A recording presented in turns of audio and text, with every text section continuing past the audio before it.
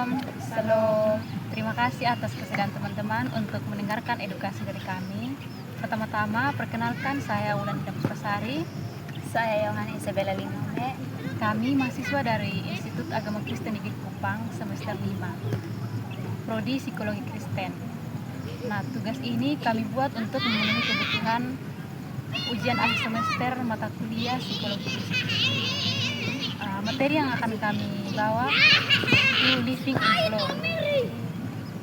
Pernah aku sonde teman-teman ketika mengerjakan tugas sampai lupa waktu, dan ketika lihat jam begini tengah malam sah. Nah, kondisi ini nih disebut dengan flow. Apa itu flow? Jadi flow itu adalah kondisi ketika seseorang fokus penuh, terlibat total dan menikmati apa yang sedang dia kerjakan sampai dia lupa waktu, lupa kalau dia capek, dan lupa memikirkan penilaian orang lain. Capek iya, tapi dia puas dengan apa yang dia kerjakan.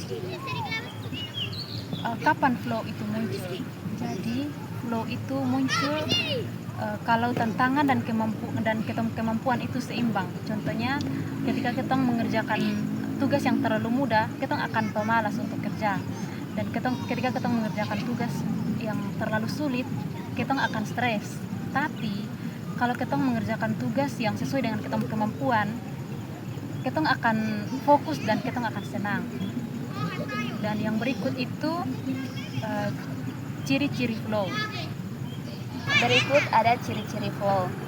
Saat sedang flow, biasanya yang pertama fokus penuh.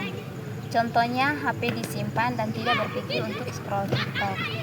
Yang kedua lupa waktu. Tiba-tiba sudah jam 11.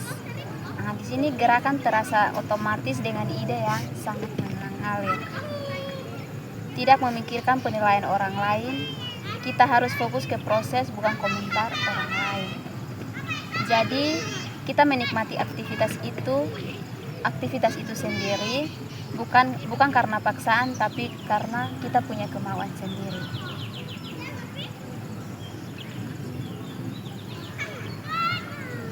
Yang berikut itu manfaat living in flow. Kalau kita sedang mengalami inflow, pekerjaan terasa lebih ringan, hasilnya maksimal, dan kita punya hati yang lebih puas. Contohnya, 2 orang yang sedang mengerjakan tugas, yang satunya fokus scroll TikTok, yang satunya fokus penuh.